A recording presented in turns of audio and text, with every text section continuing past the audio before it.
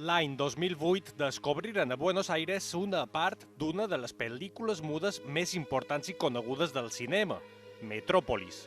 Ja té 100 anys aquest film, però recentment l'han restaurada.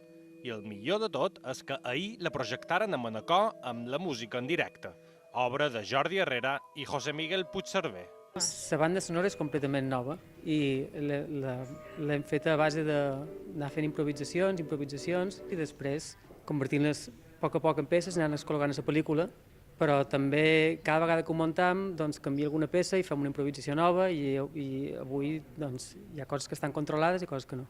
2 hores i mitja de música en directe per a un clàssic, amb sintetitzadors, baixos i guitarres elèctriques. Cada banda del món, crec que algun músic musicant la pel·lícula aquesta, una banda sonora, saps?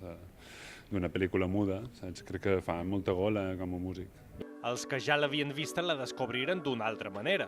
És una celebració, trobo molt especial per sentir una composició en directe i veure la pel·lícula al mateix temps. És un clàssic imprescindible per tota aquella gent que li agrada el cine i jo diria que fins i tot els que no li agrada.